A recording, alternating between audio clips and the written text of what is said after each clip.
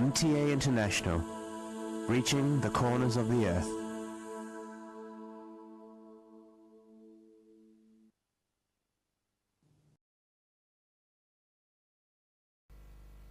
صلی علی رسولنا صلی علی محمد صلی علی نبینا صلی علی محمد صلی علی کریمنا صلی علی محمد صلی علی حبیبنا صلی علی محمد صلی علی امامنا صلی علی محمد صلی علی نبینا صلی علی محمد صلی علی رسولنا صلی علی محمد صلی علی شفیعنا صلی علی محمد صلی علی کریمنا صلی علی محمد صلی علی حبیبنا صلی علی محمد صلی علی امامنا صلی علی محمد صلی علی رحیمنا صلی علی محمد صلی علی نبینا صلی علی محمد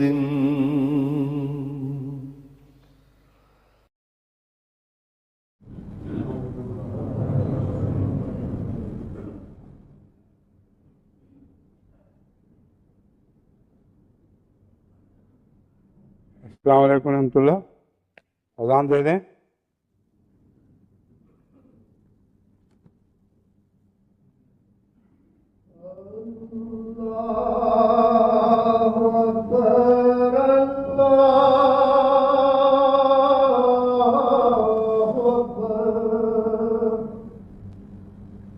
Allah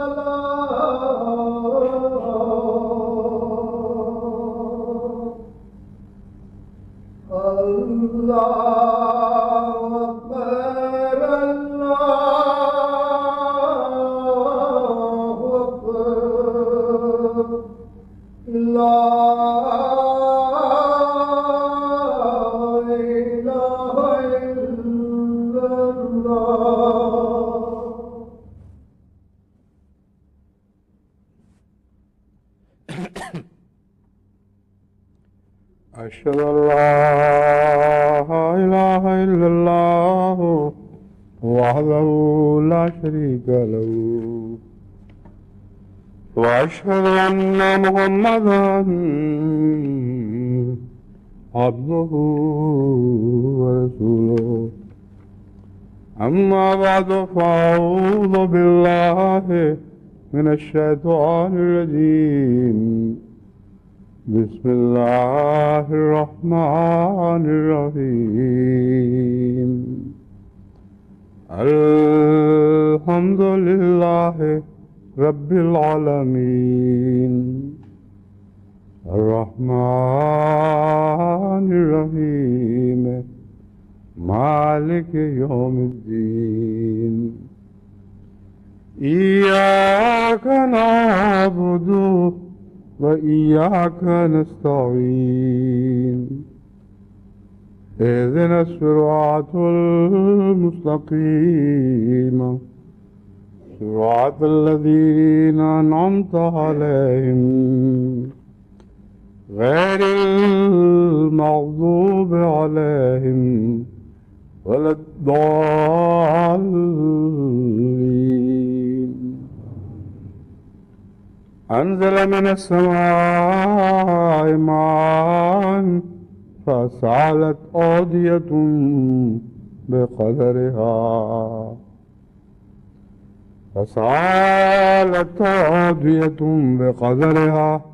فاحتمل السيل زبدا رابيا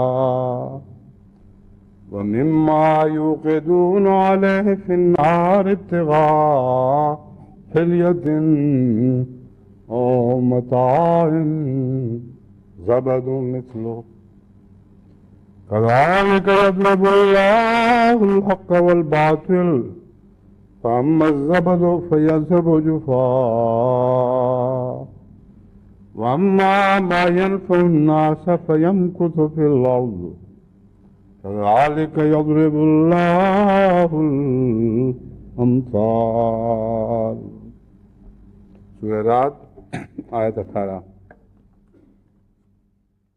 اس آیت کے مضمون کو روشنی ڈالنے سے پہلے یا اس آیت سے اس مضمون کی روشنی حاصل کرنے سے پہلے میں یہ اعلان کرنا چاہتا ہوں کہ آج اللہ تعالیٰ کے فضل سے جماعت احمدیہ گوئٹے مالا کا 6واں سالانہ جلسہ شروع ہو رہا ہے اور یہ 3 دن جاری رہ کر 12 جولائی کو اختتام پذیر ہوگا۔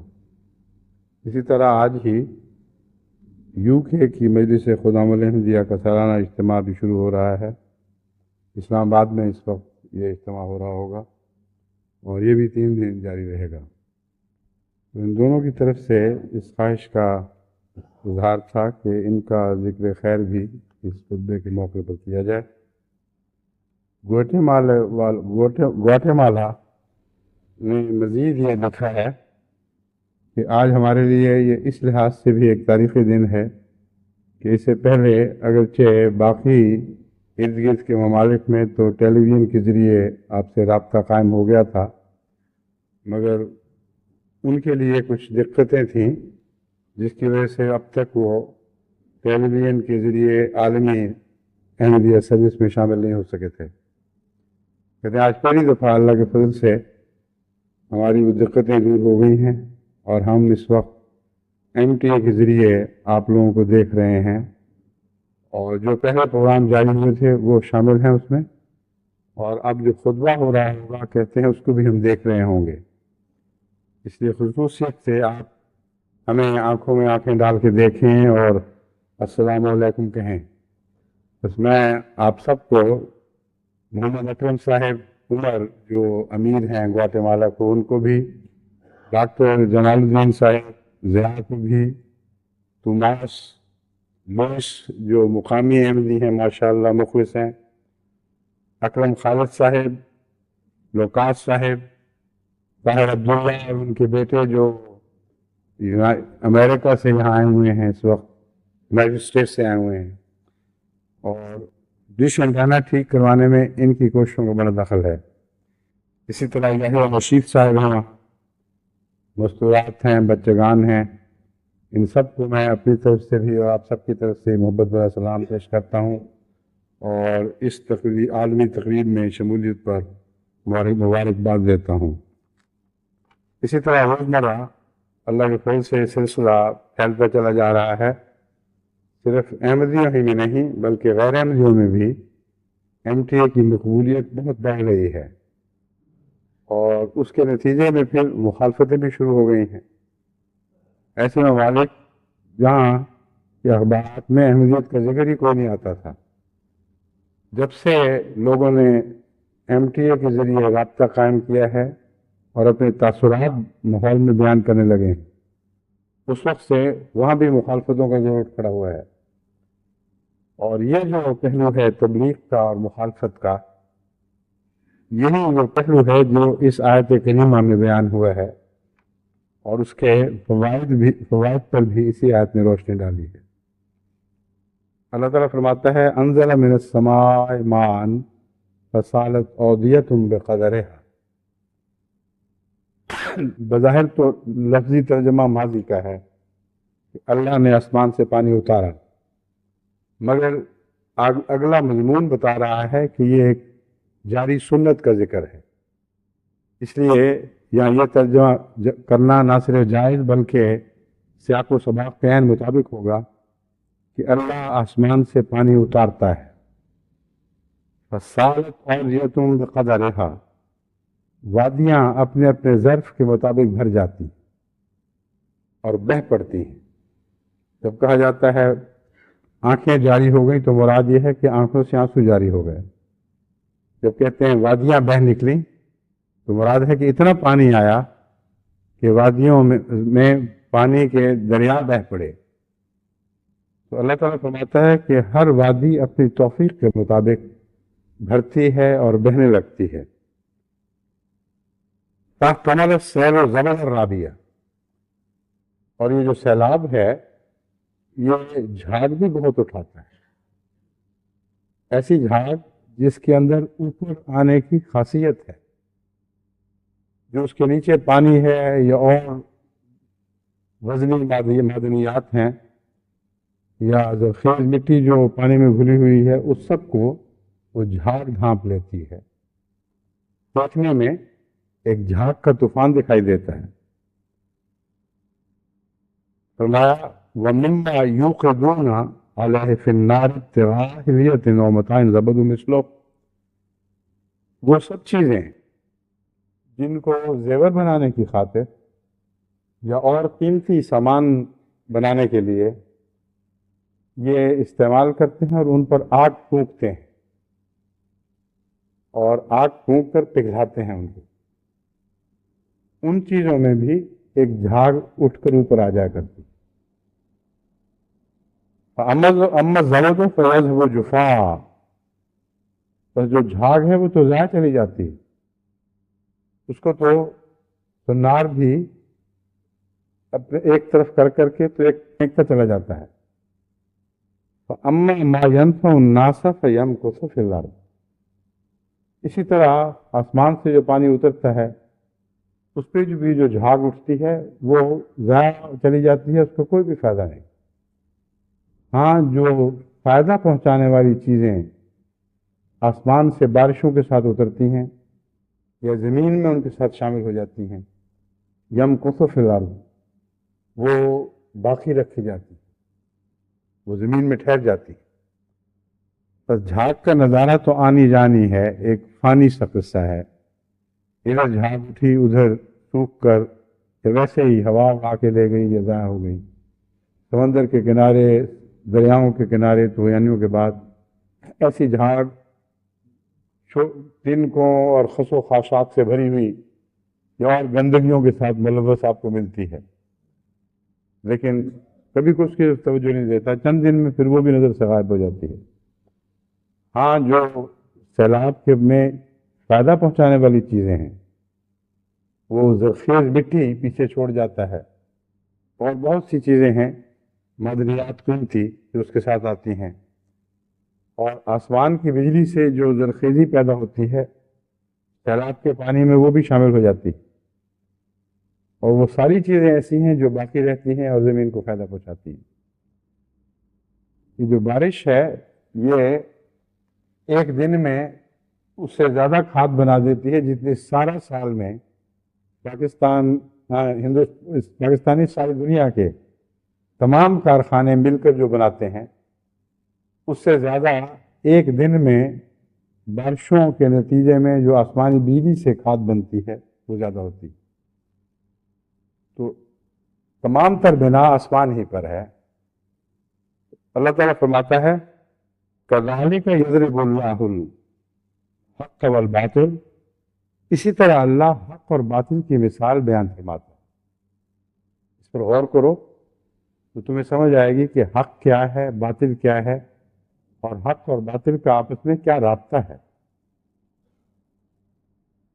فَأَمَّا مَا يَنْفَعُ النَّاسَ فَيَمْكُثُ فِي الْأَرْضِ كَذَلِكَ يَضْرِبُ اللَّهُ الْأَمْثَالَ، اسی طرح اللہ امثال پیش کیا کرتا ہے۔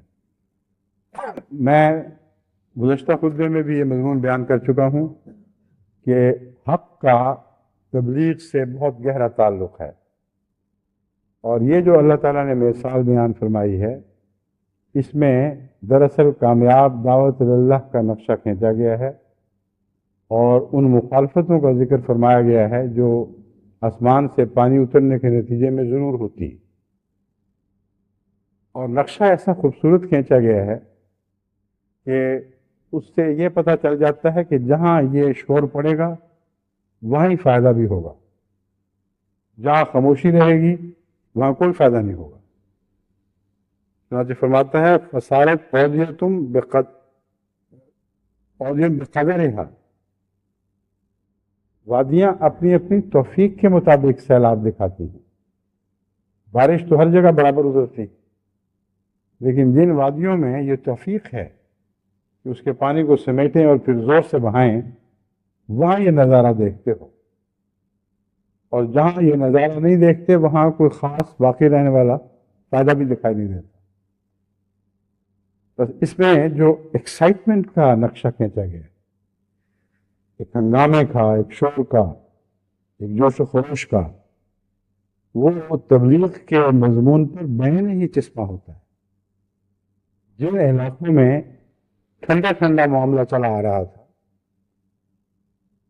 سال ہر سال سے، بعض علاقوں میں 50 سال سے کوئی بھی شور نہیں تھا اور کوئی تبلیغ نہیں ہو رہی تھی، جب شور پڑا ہے تو پھر جھاگ بھی اٹھی، اور یہ جھاگ پانی پہ تو دکھائی نہیں دیتی مگر مخالف ملا کے منہ پہ دکھائی دیتی۔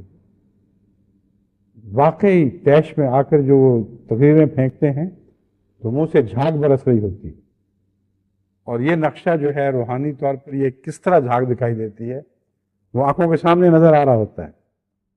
جہاں یہ جھاگ دکھاتے ہیں اور جوش دکھاتے ہیں ان کی جھاگیں تو ضائع چلی جاتی ہیں، کوئی بھی فائدہ نہیں پہنچتا، لیکن اللہ تعالیٰ کے فضل سے اس جوش و خروش کے نتیجے میں زرخیز مٹی ضرور اٹھتی ہے اور وہ زمین کو فائدہ پہنچانے لگتی ہے، اور بہت سے قیمتی اجزاء جو انسانی سوسائٹی میں مدفون ہوتے ہیں وہ صلاحیتوں کی طرح ہیں، ان میں بڑی اچھی اچھی صلاحیتیں ہیں لیکن وہ عملاً حرکت میں نہیں آ رہی ہوتی۔ جب یہ مخالفت کا جوش اٹھتا ہے اور آپ دیکھتے ہیں کہ ایک سیلاب کی سی کیفیت پیدا ہو گئی ہے تو وہ دبی ہوئی صلاحیتوں کے مالک اٹھ کھڑے ہوتے ہیں اور وہ پھر مستقل زمین کا فائدہ دینے والا حصہ بن جاتے ہیں۔ یہی حال اس وقت ساری دنیا میں تبلیغ میں دکھائی دے رہا ہے، کوئی بھی استثناء نہیں۔ جہاں جہاں بھی یہ مہمات چلی ہیں وہیں مخالفت کا شور بھی اٹھا ہے، وہاں تکلیفیں بھی پہنچانے کی کوشش کی گئی ہے اور کئی جگہ پہنچائی گئی ہیں، مگر یہ جھاگ جو ہے یہ نقصان کوئی نہیں پہنچا سکتی۔ آہستہ آہستہ ایک کنارے لگ گئی، یہ لگتی چلی جا رہی، لیکن تبلیغ کے نتیجے میں جو ان علاقوں کی مخفی صلاحیتیں مدفون تھی ایک طرح سے، ان کو سیلاب نے اٹھایا ہے اور اٹھا کے پھر ان کا انتشار کیا ہے، جو زرخیز وادیاں نہیں تھیں وہاں بھی پہنچا دیا ہے۔ یہ سلسلہ چل نکلا ہے اور اس زور سے کل عالم میں رونما ہو رہا ہے کہ واقعتاً بعض علاقوں میں سیلاب کی سی کیفیت، جو رپورٹیں آتی ہیں ان سے آدمی یہ پڑھ کر حیران ہو جاتا ہے کہ وہ جگہیں جہاں گزشتہ 50 سال میں 10,000 بھی نہیں ہوئے تھے ایم ڈی، وہاں چند مہینے کے اندر اندر 50,000 ہو گئے، اور بعض جگہ 1 لاکھ سے اوپر چلے گئے ہیں۔ وہی علاقے ہیں، وہی لوگ ہیں، آسمان کا پانی بھی تھا لیکن یہ سیلاب کی کیفیت نہیں تھی کیونکہ قدر حق کی شرط پوری نہیں ہوئی۔ آسمان سے جو پانی اترتا ہے اسے وادی اپنی حیثیت اور توفیق کے مطابق لے کر پھر اس کا سیلاب بناتی ہے۔ جن دلوں پر وہ نازل ہوا ہے وہ تو مومن دل ہی ہیں، اگر ان میں کوئی ہنگامہ نہ ہو، ان میں وہ پانی بھر کر ایک سیلاب کی کیفیت پیدا نہ کرے تو وہ فوائد جو قرآن کریم کی آیت ہمارے سامنے رکھ رہی ہے یہ حاصل نہیں ہو سکتا۔ بس وہ جو ایک ایکسائٹمنٹ کی کیفیت ہے وہی ہے جو انقلاب برپا کیا کرتی ہے، اور ٹھنڈے ٹھنڈے دل جو ہیں ان سے کبھی بھی دنیا میں کوئی فائدہ نہیں پہنچا۔ حضرت مسلم موعود نے اپنے ایک شعر میں فرمایا کہ آخر کا یہاں پر کام نہیں، یہ لاکھوں بھی بے فائدہ ہے، مقصود میرا پورا ہو اگر مل جائیں مجھے دیوانے دو۔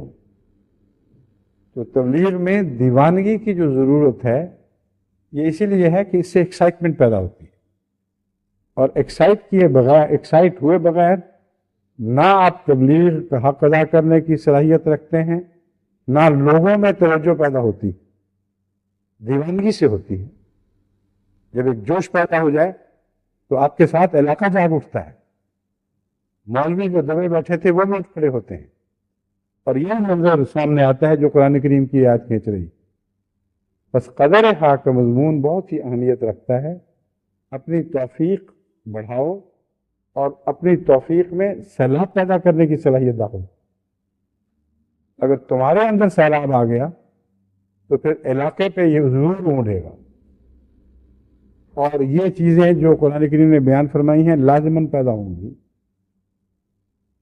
اللہ تعالیٰ فرماتا ہے دیکھو ایک چھوٹی سی وہ جو اٹھالی جس میں سونار سونے کو یا قیمتی دھاتوں کو پگھلاتا ہے، چھوٹی سی چیز کے اندر بھی تو سیلاب آ جاتا ہے، اور ہوتا وہی ہے جیسے آسمانی پانی کے اترنے سے سیلاب کے نتیجے میں ہوتا ہے، جھاگ وہاں بھی پیدا ہوتی ہے، لیکن وہ ایکسائٹمنٹ کے ذریعے ہے۔ اب جتنے بھی سائنٹسٹ ہیں وہ جانتے ہیں کہ خواہ وہ فزیکل ریئیکشن ہو یا کیمیکل ہو، جب تک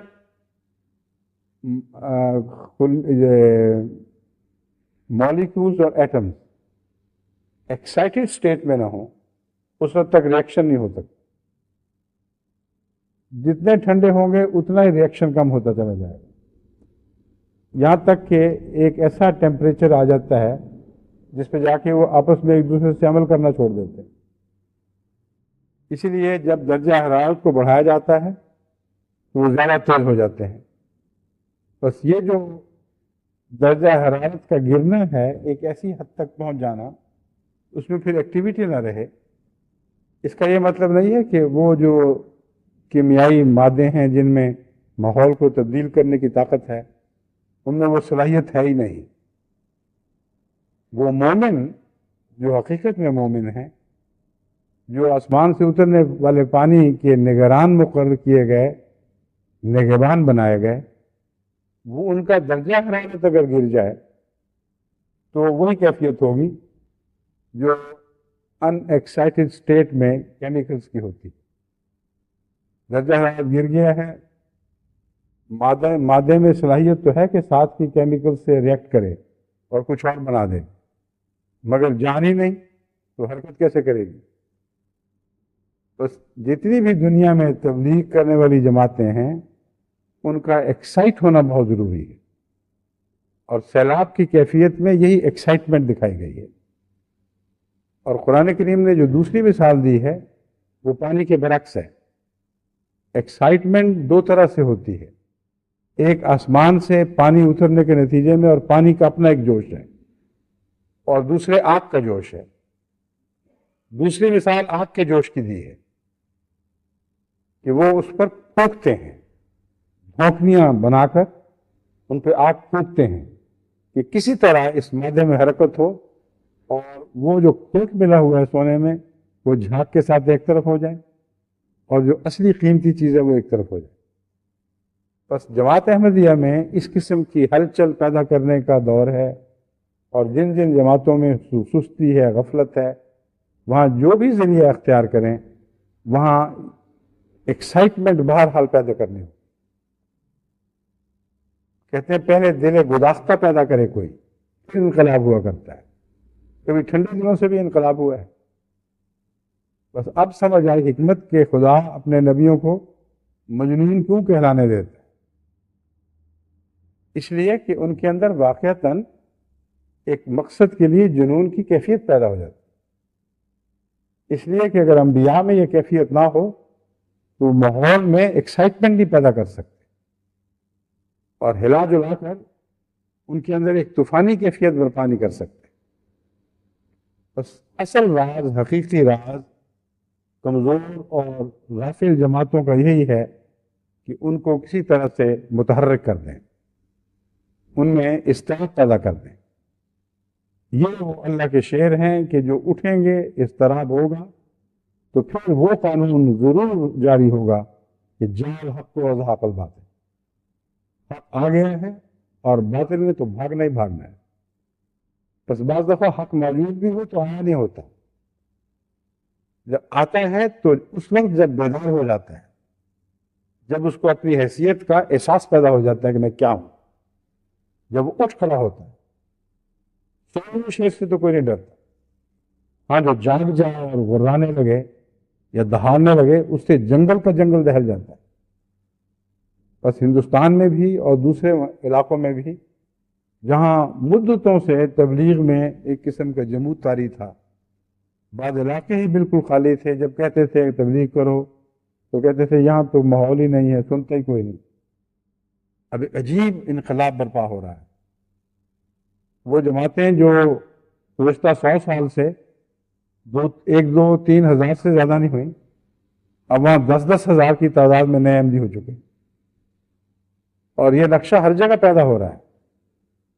انگلستان میں بھی ہو سکتا ہے اور ہو چکا ہے. انگلینڈ میں ہی، لندن میں ایک ایسی جماعت ہے جس میں ایکسائٹمنٹ ہے، وہ بیدار ہے، وہ متحرک ہے، وہ ایک سیلاب کسی کیفیت پیدا کر رہی ہے. اور دیکھتے دیکھتے وہاں کے پرانے احمدیوں کے مقابل پر نئے احمدی 10 گنا زیادہ بڑھ چکے، اور وہ جماعت ہی زیادہ اصل نئے احمدیوں کی جماعت بن گئی.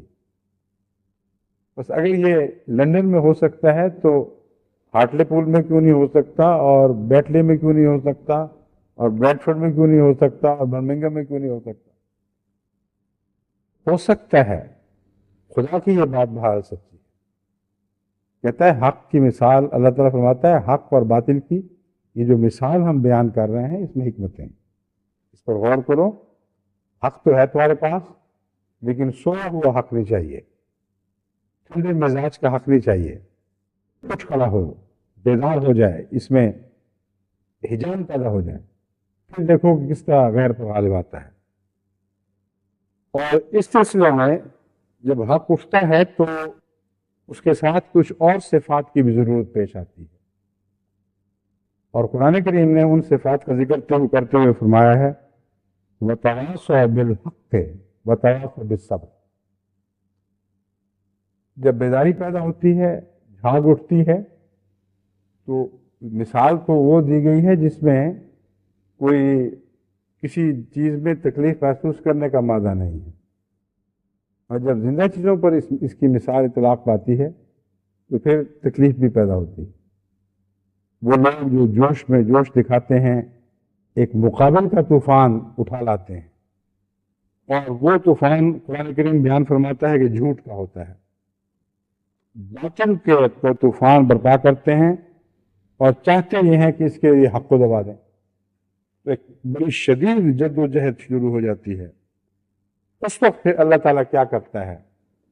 فرمایا پہلے تم اپنا حق ادا کرو، پھر معاملہ اللہ پر چھوڑو۔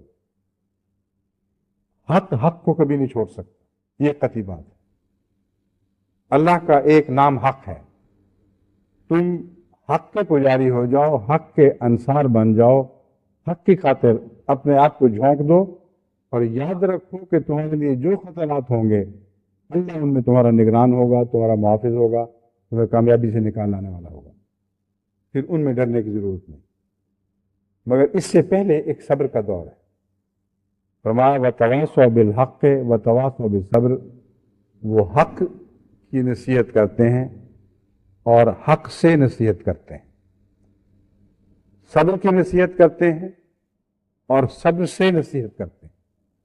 یہ بے کا لفظ دونوں معنی پیدا کر گیا ہے بیک وقت۔ حق کی خاطر جھوٹ نہیں بولتے، پہلا یہ مضمون ہے۔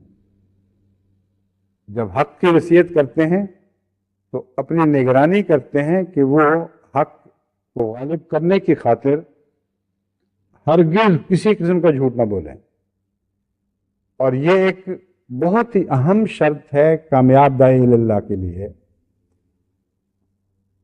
میرا وسیع تجربہ ہے کہ وہ لوگ جو سچے ہوں وہ تھوڑی بات بھی کہیں تو ان میں زیادہ طاقت ہوتی، ان میں انقلاب برپا کرنے کی صلاحیت ہوتی۔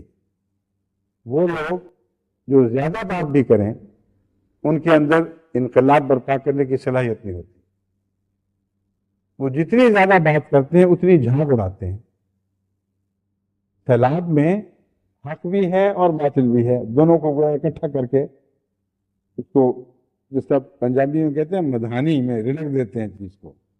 اللہ وہ نقشہ کھینچ رہا ہے کہ سیلاب میں تمہیں لگتا ہے کہ حق اور باطل لڑکے گئے ہیں آپس میں، ایک قیامت برپا ہو گئی ہے، لیکن نقصان حق کا نہیں ہوتا، حق ضرور غالب آتا ہے کیونکہ اس کے اندر صبر کا مادہ ہے۔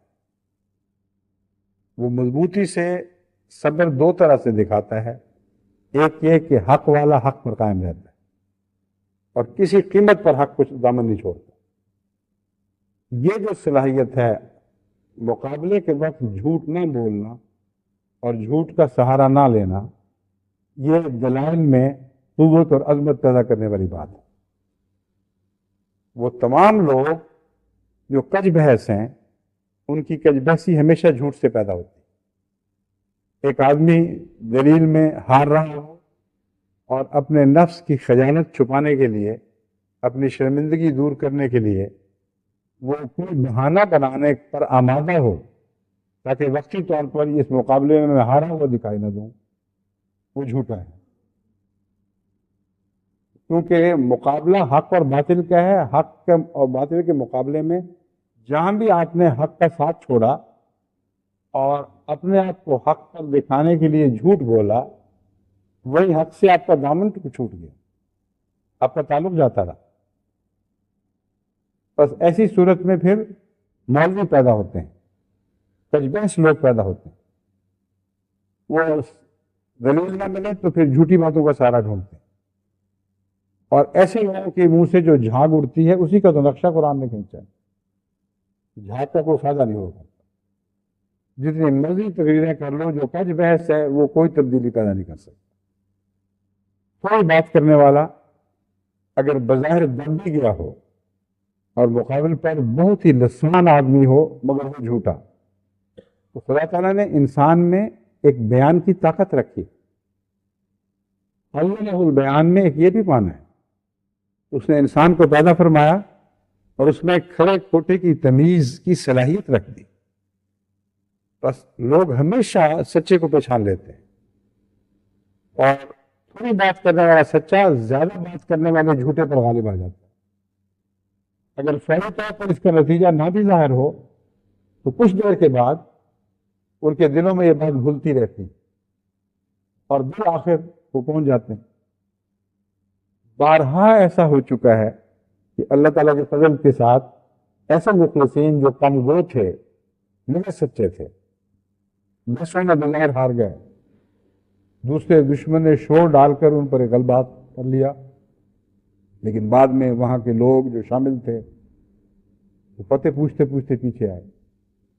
کوئی قادیان جا کے پہنچا، کوئی دوسرے ان کے گھر، ان کی بستی میں اگر وہاں رہتے تھے پہنچ گیا، کہا جی ہم بھی وہاں شامل تھے، ہمیں یہ پتا ہے کہ آپ سچے تھے وہ جھوٹے تھے، دلائل ہمیں زیادہ نہیں پتا، باتیں ہمیں نہیں سمجھ آ رہی تھیں تفصیل سے، آپ کی سچائی ظاہر و باہر تھی، بس حق چھپائے سے چھپتا نہیں، نہ جھوٹ چھپائے سے چھپ سکتا ہے، بالآخر ضرور ظاہر ہوتے ہیں۔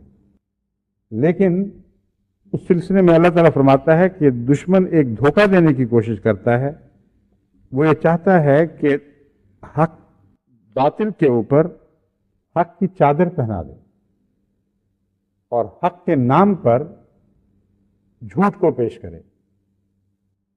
اللہ تعالیٰ فرماتا ہے اگر وہ ایسا کرتا ہے تو پھر خدا کی تقدیر اسے ضرور ناکام بنا کے دکھاتی ہے۔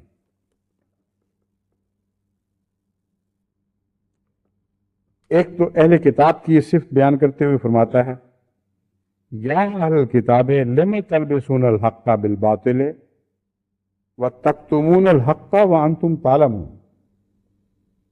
اے اہل کتاب تمہیں کیا ہو گیا ہے کہ جھوٹ کے ذریعے حق کو چھپانے کی کوشش کرے، اس پر چادر ڈال رہا ہے، اور تم جانتے ہو کہ حق ہے۔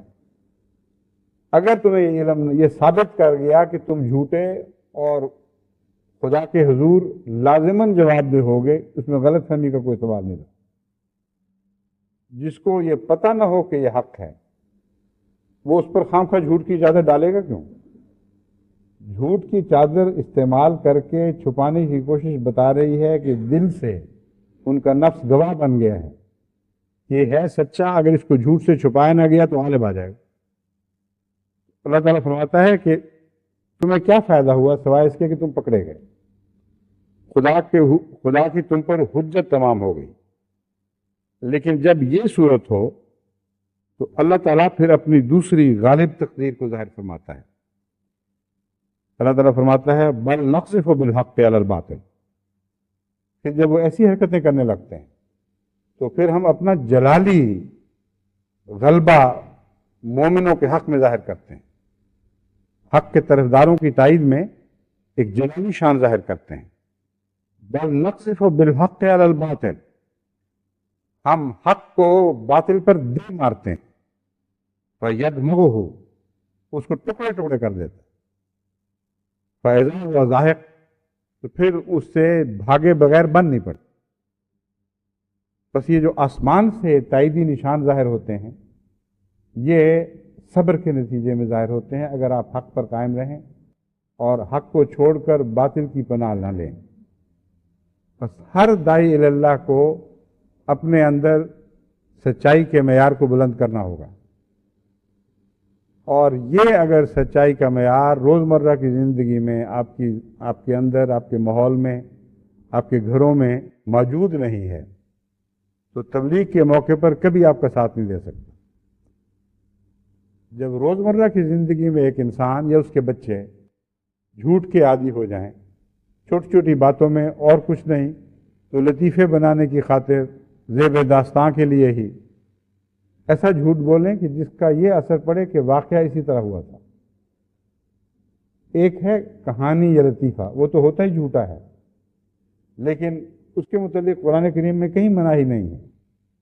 کہانیاں بھی حد اعتدال کے طور پر انسانی فطرت ہے، لیکن کہانی یہ کہہ کر نہیں بیان کی جاتی کہ سچا واقعہ مان جاؤ۔ کہانی کہانی کے طور پر پیش کی جاتی ہے، لطیفہ لطیفے کے طور پر ہی پیش کیا جاتا ہے، اور اس پر لوگ دلچسپی بھی لیتے ہیں اس میں اور ہنستے بھی ہیں، لیکن سچا سمجھ کر نہیں۔ میں جو بات کر رہا ہوں وہ یہ ہے کہ وہ لوگ جن کو عادت ہوتی ہے ایک جھوٹی بات بنا کر سچی دکھا کر اس پر بعض لوگوں کے متعلق ہنسی پیدا کرنا، یہ ایک بڑی بد عادت ہے جو ہماری سوسائٹی میں ملتی ہے۔ کسی شخص پہ مذاق اڑانے کی خاطر، اس کی تخفیف کرنے کے لیے، تحقیر کرنے کے لیے اس کے متعلق لطیفے بنائے جا رہے ہیں، اور اس طرح اس کو سوسائٹی میں شہرت دیتے ہیں گویا سچے واقعات اسی قسم کے ہوئے تھے۔ یہ دوہری تہری گندگی ہے، اس میں غیبت بھی آ جاتی ہے، جھوٹ بھی آ جاتا ہے، اور ایسی لغو چیز ہے جس کے ساتھ تکبر بھی شامل ہے۔ اپنے بھائی کی تخفیف آپ کے اپنے تکبر کو ظاہر کرتی ہے، اور ایسی سوسائٹی میں پھر سچ پنپ نہیں سکتا۔ بس بعض دفعہ بظاہر سچ کو بھی شکست ہوتی ہے،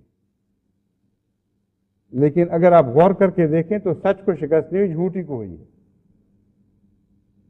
وہ جھوٹ تھا جس نے آپ کو کھا لیا، جس نے آپ کے رگ و ریشہ میں زہر پھیلا دیا، اور جھوٹ آپ پر غالب آ گیا کیونکہ آپ جھوٹے تھے اور جھوٹ کی تائید کرنے والے تھے۔ بس اگر آپ باریک نظر سے اتر کے ایسی صورتحال کا تجزیہ کریں تو آپ کو معلوم ہوگا کہ حق جھوٹ پر غالب آیا کرتا ہے، جھوٹ حق پر نہیں آیا کرتا۔ جھوٹ غالب آتا ہے تو جھوٹے پر آتا ہے، اور جھوٹے پر جھوٹ ہی کو غالب آنا چاہیے۔ تو اس پہلو سے اگر آپ اپنی سوسائٹی کی تطہیر نہیں کرتے تو جماعت کی حیثیت سے کامیاب داعی اللہ نہیں بن سکتے۔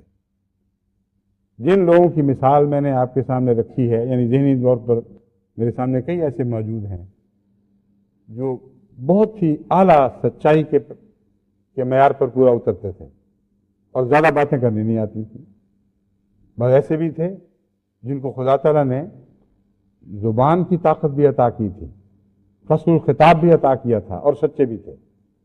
ان کی تبلیغ میں بہت زیادہ برکتیں تھیں، لیکن کم وہ بھی جو سچا تھا وہ ایسے انسان کے مقابل پر جو چرب زبان تھا ہمیشہ تبلیغ میں زیادہ غالب آیا ہے، زیادہ کامیاب رہا۔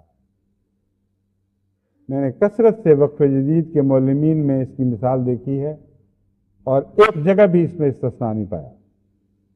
کئی چرب زبان وہ معلم ہوا کرتے ہیں، وہ اپنا جس طرح بھی ہو، جس کو کہتے ہیں نا الو سیدھا کرنا، موقع پہ کسی وقت چلاکیاں کر کے ہوشیاریوں سے اپنے آپ کو غالب کر ہی لیتے ہیں یا غالب کر دکھاتے ہیں۔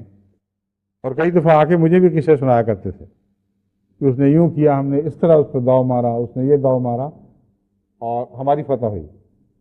مگر پوچھو کہ اس فتح کے نتیجے میں کتنے لوگ احمدی ہوئے، تو احمدی کوئی نہیں، فتح ہو گئی ہے مگر احمدی نہیں ہوئی۔ اور اس کے مقابل پر سچے لوگ بیچارے تھوڑی بات کرنے والے کبھی شرمندگی بھی بظاہر اٹھا لیتے تھے، لیکن احمدی بڑے ہوتے تھے۔ اب یہ جو دور ہے ہمارا، یہ کثرت سے تبلیغ کا دور ہے، اور ملک میں انقلاب برپا ہو رہا ہے۔ ایسے ملک جہاں آپ کے تصور میں بھی نہیں تھا کہ لوگ ایک دم جاگ اٹھیں گے اور عظیم تبلیغی انقلاب برپا ہو جائے گا، وہاں بھی یہ واقعات رونما ہو رہے ہیں۔ جلسہ سالانہ پر انشاءاللہ اب چند دن ہی رہ گئے ہیں، میں جو دوسرے دن کی تقریر ہے اس میں چند مثالیں آپ کے سامنے رکھوں گا۔ اور اس وقت میں آپ کو یہ بتانا چاہتا ہوں کہ پہلے سے زیادہ ضرورت ہے حق سے چمٹنے کی، اور حق سے چمٹا جا نہیں سکتا جب تک کہ آپ کی سوسائٹی کا مزاج سچا نہ ہو جائے۔ کسی پہلو سے جھوٹ سے کام نہیں لینا، ہر موقع پر عہد کریں کہ سچ سے چمٹے رہیں گے، اور اس راہ میں قربانیاں بھی دینی پڑتی ہیں، اور اصل حق پہچانا ہی اس وقت جاتا ہے جب قربانی درپیش ہو، اور اس وقت بھی خدا کا ایک خاص نشان بسا اوقات ظاہر ہوتا ہے۔ ایک شخص حق پر قائم رہنے کی خاطر قربانی دیتا ہے، اور پھر اللہ تعالیٰ اس کو ایک بڑی آفت سے غیر معمولی طور پر بچا لیتا ہے۔ انہی ایسے ہی لوگوں کی ایک مثال حضرت مسلم موعود نے ایک دفعہ اپنے خطبات میں، یعنی اپنے کسی خطبے میں دی تھی، یعنی سید حامد شاہ صاحب کے ایک بیٹے کی۔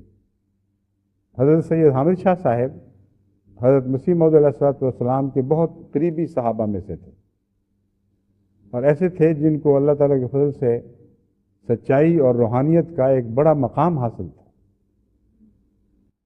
وہ ایک عدالت میں کسی عہدے پر تھے، جس کا افسر اعلیٰ ڈپٹی کمشنر تھا، انگریز تھا۔ اس زمانے میں اکثر ڈپٹی کمشنر انگریز ہی ہوا کرتے تھے، یا غالباً تمام تر ہی انگریز ہوتے ہوں گے۔ بہرحال وہ انگریزی حکومت کے بڑے روب داب کا زمانہ تھا۔ ان کے بیٹے کی کسی سے لڑائی ہو گئی، اور ان کے بیٹے بہت مضبوط اور قداور تھے اور پہلوانی کیا کرتے تھے۔ تو جس طرح حضرت موسیٰ کے متعلق آتا ہے کہ ایک ہی مکے سے مد مقابل مارا گیا، ان کے ایک ہی مکے سے اس مد مقابل کی جان نکل گئی، اور ان پر قتل کا مقدمہ بنا دیا گیا۔ ڈپٹی کمشنر کو، وہ ڈپٹی کمشنر خاص طور پر اس بات میں مشہور تھا کہ خواہ ناانصافی کرنی پڑے، اپنے انصاف کا شورا ضرور کرے، اور سزا دینے میں سختی کر کے وہ سمجھتا تھا کہ اس سے میرا بڑا شورا ہوگا اور بڑا روب داب ہوگا، کہ یہ نہیں کسی کو چھوڑتا، اس سے ڈر کے رہو، بچ کے رہو۔ انہی کی عدالت، انہی کے دفتر میں حضرت سید حامد شاہ صاحب ایک عہدے پر فائز تھے۔ تو اس نے کہا اب یہ ٹیسٹ کیس بن گیا، اور اگر میں نے اس کو پھانسی پہ چڑھا دیا تو بہت شہرت ہوگی کہ دیکھو کس شان کا ڈپٹی کمشنر ہے، کہ انصاف کی خاطر اس نے اپنی عدالت کے ایک بڑے افسر کی، کہ بیٹے کی بھی کوئی پرواہ نہیں کی، اس کو بھی پھانسی پہ لگا دیا، لیکن اس کا کوئی ثبوت نہیں تھا کسی کے پاس۔ میر حامد شاہ صاحب کا ایک بڑا روب داب، ایک بڑا رسوخ تھا، اور ضرورت اس بات کی تھی کہ اعتراف کیا جائے کہ ہاں ہم نے قتل کیا ہے۔ اگر میر حامد شاہ صاحب کا بیٹا کہتا کہ میں نے نہیں کیا، تو کسی کو جرأت نہیں تھی ان کے خلاف گواہی دے۔ ڈپٹی کمشنر بھی اس بات کو سمجھتا تھا۔ اس نے میر حامد شاہ صاحب کو بلایا اور کہا کہ میں نے سنا ہے اور یہ کیس درج ہو چکا ہے، تو جہاں تک میں سمجھتا ہوں آپ سچ بولتے ہیں، آپ بتائیں یہ واقعہ یوں ہوا ہے؟ انہوں نے کہا جہاں تک میرا علم ہے ہوا ہے، اس نے مکہ مارا تھا اور مر گیا تھا۔ تو اس نے کہا پھر آپ یہ بتائیں کہ آپ یہ پسند کریں گے کہ آپ کا بیٹا جھوٹ بول کر اپنی جان بچائے؟ انہوں نے کہا بالکل نہیں۔ انہوں نے بیٹے کو بلایا، انہوں نے کہا دیکھو تم سے یہ واقعہ ہوا؟ انہوں نے کہا ہاں جی ہوا ہے۔ تو پھر مان جاؤ۔ انہوں نے کہا مان گیا، اور کیا چاہیے، اور اقرار کر لیا کہ ہاں مجھ سے قتل ہوا ہے۔ اب ڈپٹی کمشنر کی نیتیں جو بھی تھیں، لیکن حق میں ایک روب ہوتا ہے، ایک ایسی عظیم طاقت ہے جو دوسرے کو مروب کر دیتی ہے۔ باپ کا اپنے بیٹوں کو قربان کرنے کے لیے اس طرح تیار ہو جانا، جبکہ کوئی دوسری گواہی ایسی نہیں تھی جو اس کو ملزم کر سکے، اور بیٹے کا باپ کے سامنے سر تسلیم خم کر دینا کہ ٹھیک ہے میں پھانسی چڑھوں گا، لیکن واقعہ ہوا ہے۔ اس پر ڈپٹی کمشنر کو صرف ایک ہی اب رستہ ہاتھ آیا کہ اسے پوچھنا ہی نہ پڑے۔ اس نے جو مقدمہ درج کرانے والے تھے ان پر خود جرا شروع کی، اور جرا کر کے معلوم یہ منہ سے نکلوا لیا کہ دراصل پہل فلاں کی تھی، یہ ایک دفاعی کوشش تھی، اور میر حامد شاہ صاحب کے بیٹے سے پوچھا ہی نہیں تاکہ اس کے لیے مشکل نہ پڑ جائے کہ تو نے مارا تھا کہ نہیں مارا تھا. اور اس طرح اللہ تعالیٰ نے اپنے فضل سے اس کی نجات کے سامان پیدا کر دیے. اب یہ سچ کی برکت تھی، لیکن سچ کے نتیجے میں یہ بھی ضروری نہیں ہوا کرتا کہ ادھر سچ بولا ادھر برکت مل گئی. لوگ جھوٹ اس لیے بولتے ہیں کہ ادھر جھوٹ بولا ادھر نجات کے سامان نظر آتے ہیں. اگر سچ سے بھی ایسا ہو تو لوگ پھر سچ ہی بولا کریں، جھوٹ کی کیا ضرورت ہے. تو یہ کہیں کہیں اللہ تعالیٰ کی تائید کے اظہار کے لیے اور یہ یقین دلانے کے لیے کہ اللہ جب چاہے تو سچ کے باوجود نجات کی طاقت رکھتا ہے. اس لیے نمونتاً یہ واقعات ہوتے ہیں، مگر روزمرہ تو لوگ جھوٹ سے بظاہر پناہ ڈھونڈ لیتے ہیں. اب ایک اور مثال حضرت مسلم موعود بیان فرمایا کرتے تھے. اس میں ایک احمدی تھا جس کو سزا ضرور ملتی تھی سچ کی، مگر کبھی باز نہیں آیا.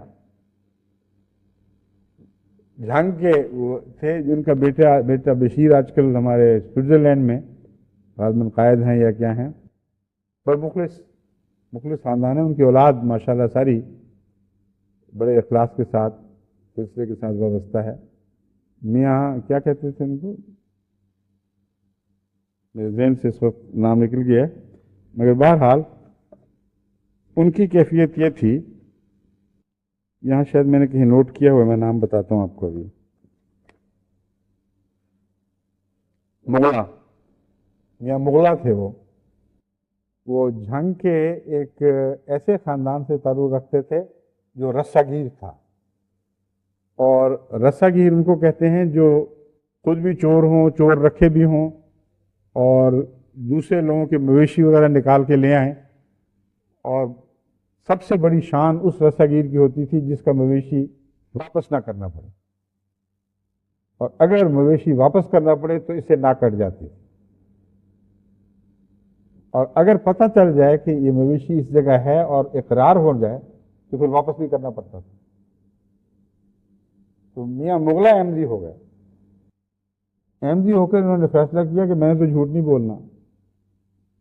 اور چونکہ مخالفت بھی ہوئی، علاقے میں مشہور ہو گیا کہ میاں مغلا احمدی بھی ہو گیا اور کہتا ہے میں نے آئندہ سچ ہی بولنا ہے.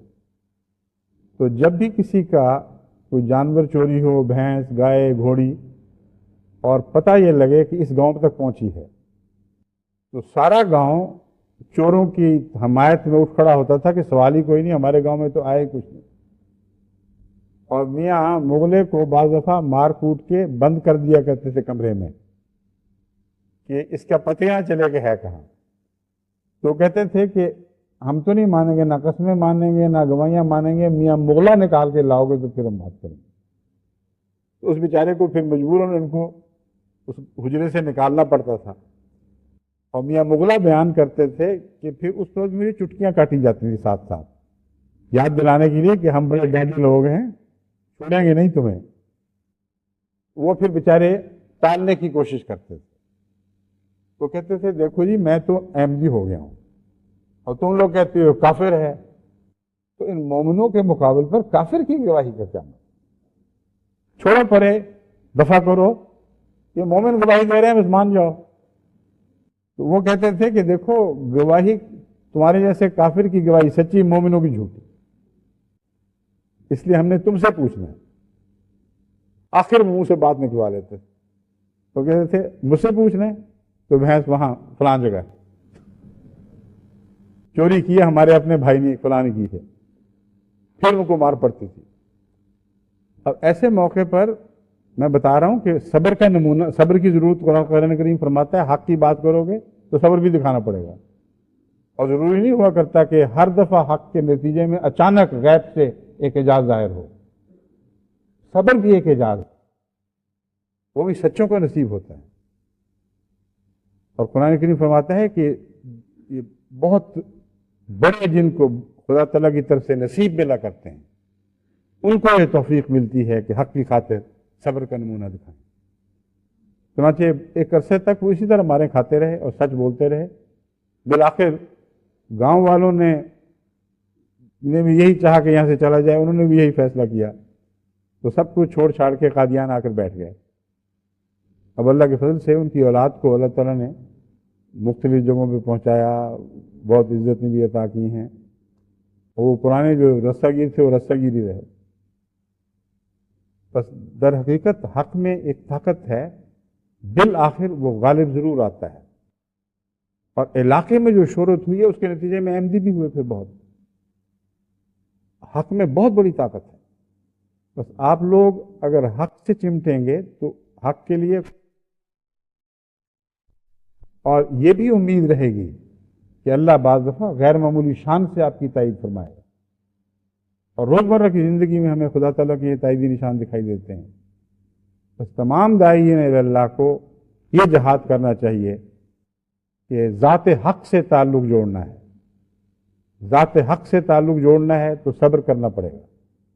ذات حق سے تعلق جوڑنا ہے تو وہ تمام بنیادی صفات جو سورہ فاتحہ میں بیان ہوئی ہیں جن کا حق سے تعلق ہے ان کو سمجھ کر ان کے تقاضے پورے کرتے ہوئے حق سے تعلق جوڑنا ہے. وہ بیان کیا تھا میں نے، مختصر میں آپ کے سامنے دہرا دیتا ہوں. پہلی یہ بات تھی کہ حق ذات وہ ہے جس کو حمد کی ضرورت نہ ہو.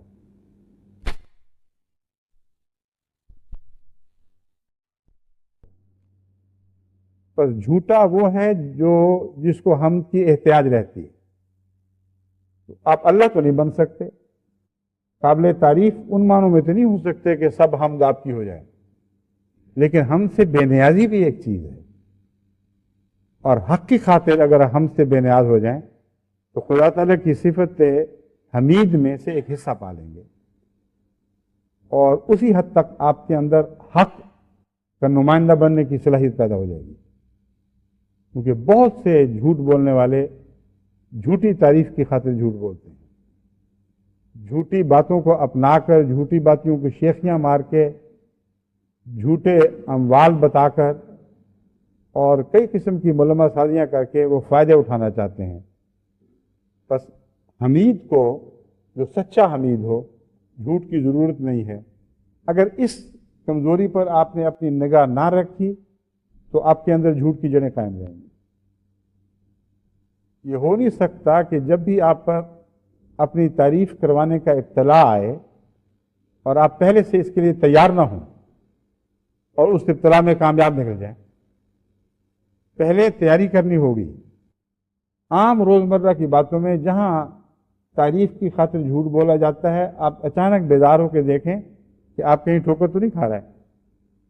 یہ ورزش ہے جو کرنی پڑتی ہے روحانی. ایسے موقعوں پر ذہن کو بیدار رکھنا پڑتا ہے. اگر اس طرح آپ کریں گے تو جہاں آپ ہم سے مستثنا ہو جائیں گے، بالا ہو جائیں گے، وہاں آپ کے اندر ایک استغنا پیدا ہو جائے گا.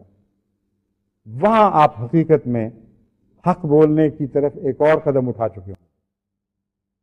حضرت مسیح موعود علیہ السلام نے بھی، حضرت خلیفۃ المسیح اول نے بھی ایک واقعہ بیان کیا ہے جو دراصل غالباً حضرت خلیفۃ المسیح اول ہی کا دیکھا ہوا واقعہ ہے، جو حضرت مسیح موعود علیہ السلام کی خدمت میں پیش کیا گیا ہے اور آپ نے بھی اسے استعمال فرمایا ہے. وہ یہ مضمون ہے کہ ایک انسان احتیاج کے باوجود غنی ہو سکتا ہے اگر اس کے دل میں اس کی حرص باقی نہ رہے. بس اگر حمد کی تمنا ہر وقت رہتی ہے اور یہی دل چاہتا ہے کہ لوگ تعریف کرتے رہیں، تو ایسا خوشامد پسند سچا نہیں ہو سکتا. جیسا کہ میں نے ثابت کیا ہے، سائنس کے قانون کے طور پر حساب کی روح سے آپ ثابت کر سکتے ہیں کہ ایسا حریص جو ہر وقت حمد کا خواہاں ہے اور حمد اس میں ہے نہیں، کیونکہ ہم تو صرف خدا میں ہے. یہ دو باتیں اکٹھی پڑھنی پڑتی ہیں. حمد کا خواہاں ایک ایسا غریب ہے بیچارہ جو حمد کی صلاحیتوں سے عاری ہے. وہ لازماً جھوٹ بول کر اپنی دلی تمنا تعریف کی پوری کرے گا. بس یہ وہ تفصیل ہے جس میں جا کر آپ کو اپنی نگرانی کرنی ہوگی. تب آپ حقیقی حق کا مضمون سمجھیں گے اور حق کے مضمون کو اپنی ذات میں جاری کر سکیں گے. دوسری بات میں نے بیان کی تھی ربوبیت کی. رزق کا احتیاج ہے جو جھوٹ بولنے پر مجبور کرتا ہے. اور دنیا کے سب سے بڑے بڑے جھوٹ جو ہیں ان کا تعلق اقتصادیات سے ہے. اور اس معاملے میں تو بڑی بڑی مہذب قومیں بھی، بہت ترقی یافتہ ممالک بھی جھوٹ پر منہ مارنے سے ہرگز گریز نہیں کرتے اگر اس سے ان کی قومی یا ذاتی اقتصادیات کو فائدہ پہنچے۔ اور آپ رب بن نہیں سکتے کیونکہ رب ہی ہے جو سب کا والی وارث ہے، سب کو دیتا ہے، لیکن رزق کے احتیاج سے ان معنوں میں مستغنی ہو سکتے ہیں۔ آپ اللہ کو رب سمجھیں اور کسی اور کو رب نہ سمجھیں۔ اور حمد کے تعلق میں بھی یہی مضمون ہے جو آپ کو فائدہ دے گا، ورنہ یہ کوئی ایسی بات نہیں جو از خود اچانک آپ فیصلہ کر لیں ہم سچے ہو جائیں گے اور سچے ہو جائیں۔ ان باریکیوں سے اس مضمون کو سمجھ کر اپنی ذات میں اس مضمون کو جاری کرنا ہوگا۔ اب حمید ذات سے تعلق جوڑیں اور اسی کو صاحب حمد سمجھیں، پھر اگر حمد کی تمنا ہے تو وہیں سے پوری ہوگی۔ دیکھیں اللہ تعالیٰ اللہ تعالیٰ حمید ہے، اور سب سے زیادہ حمد باری تعالیٰ کرنے والا احمد تھا، یعنی حضرت محمد رسول اللہ صلی اللہ علیہ وسلم۔ اور سب سے زیادہ تعریف جس وجود کی گئی ہے وہ محمد ہے، اور یہاں اللہ احمد بن گیا اور محمد رسول اللہ کو محمد بنا دیا۔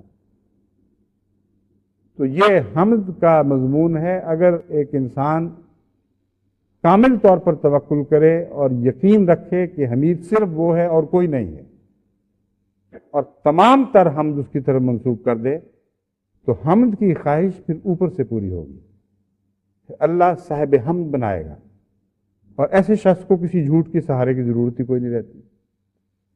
اگر ربوبیت کی تمام تر صفات اللہ کی طرف منسوب کی جائیں اور یقین کیا جائے کہ اللہ ہی ہے جو رزق عطا فرمانے والا ہے، اور اگر وہ نہیں عطا فرماتا تو میں کسی اور سے نہیں مانگوں گا، اور کسی اور رزق سے کے سامنے سر جھکا کر شرک نہیں کروں گا۔ ایاک نعبد و ایاک نستعین کا جو وعدہ بعد میں آنے والا ہے، یہ وہی مضمون ہے۔ اللہ کو رب مان جائیں اور پھر کسی اور کی طرف توجہ نہ کریں، تو پھر آپ ربوبیت کے معاملے میں خدا کی صفت ربوبیت کے حصہ دار بن جاتے ہیں۔ پھر آپ کو وہ لوگوں کی پرورش کرنے والا بناتا ہے۔ حضرت مسیح موعود علیہ السلام فرماتے ہیں کہ ایک دور مجھ پر یہ تھا کہ میں دسترخوانوں کے بچے کھچے ٹکڑے کھایا کرتا تھا، یہی میری غذا تھی۔ آج دیکھو لاکھوں ہیں جو میرے دسترخوان سے کھانے کھا رہے ہیں۔ تو جو رب کی خاطر غریب ہو جاتے ہیں ان کو اللہ پھر ربوبیت کی صلاحیتیں عطا کرتا ہے، ان کو ربوبیت کا مظہر بناتا ہے، ان کے لنگر جاری کرتا ہے۔ اور اس وقت تک حضرت مسیح موعود علیہ السلام کے 100 سے زائد ممالک میں لنگر جاری ہو چکے ہیں۔ اب یہ جلسہ جاری ہوگا، یہ وہی لنگر ہے جو آپ اب دیکھیں گے۔ تو دیکھیں خدا تعالیٰ کس طرح تھوڑی سی قربانی کو اتنا بڑھا کر دیتا ہے۔ بس جو ربوبیت میں اپنے رب کے ساتھ تعلق قائم کر چکا ہو، جس کی ساری ضرورتوں کا اللہ کفیل ہو چکا ہو، جسے وہ آسمان سے آواز دے کہ الیس اللہ بکاف عبدہ، اے باپ کی جدائی کا غم کرنے والے، کیا تو جانتا نہیں ہے کہ اللہ اپنے بندے کے لیے کافی ہے؟ اس کو پھر جھوٹ کی ضرورت کیا ہے؟ جب سچے خدا سے اس نے رزق کی ساری ضرورتیں مانگ لیں اور اسے اپنا کفیل بنا لیا، بس ربوبیت میں بھی آپ کو خدا سے تعلق جوڑ کر ہی حق بننا پڑے گا۔ ربوبیت کے تعلق میں بھی آپ ہمیشہ اس خطرے میں ہیں کہ آپ جھوٹ بولیں، کیونکہ ربوبیت کی ضرورت ہر انسان کو ہے۔ لیکن سچے رب سے جب تعلق مان لیں گے تو پھر آپ کو جھوٹ کی ضرورت نہیں پڑے گی۔ اسی طرح یہ مضمون آگے تک بڑھتا ہے، کیونکہ اب وقت ختم ہو چکا ہے، میں اسے چھوڑتا ہوں، مگر آخر پر یہی میرا زور ہے کہ آپ اپنے اندر اگر انقلاب کی صلاحیتیں پیدا کرنا چاہتے ہیں، آپ کی مٹھیوں میں وہ تار تھمائے جائیں جو مسیح موعود علیہ السلام کی مٹھیوں میں تھے، جو انقلاب کے تار تھے، ایک ہی راستہ ہے کہ آپ سچے ہو جائیں، حق کو اختیار کر لیں، اور حق سے غیر معمولی طاقت آپ کی زبان میں پیدا ہو جائے گی، آپ کے کلام میں پیدا ہو جائے گی، اور جو کمزوریاں باقی رہ جائیں گی وہ آسمان سے پوری ہوں گی۔ خدا خود پھر اترتا ہے، اپنے جبروت کے نشان دکھاتا ہے، اور وہ لوگ جو حق میں صبر کے ساتھ اس کے لیے قائم رہتے ہیں، اس کے ساتھ قائم رہتے ہیں، ان کے حق میں نشان دکھاتا ہے۔ اللہ تعالیٰ ہمیں اس کی توفیق عطا فرمائے۔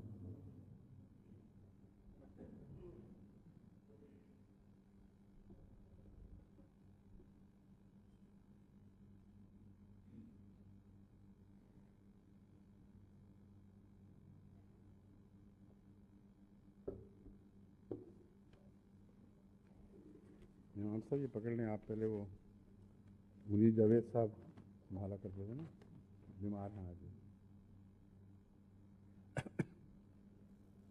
الحمد للہ نحمدہ ونستعینہ ونستغفرہ ونؤمن بہ ونتوکل علیہ ونعوذ باللہ من شرور انفسنا ومن سیئات اعمالنا من يهده الله فلا مضل له ومن يضلله فلا هادي له ونشهد أن لا إله إلا الله وحده لا شريك له ونشهد أن محمدا عبده ورسوله عباد اللہ رحمکم اللہ ان اللہ یامر بالعدل والإحسان وإیتاء ذی القربى ما كان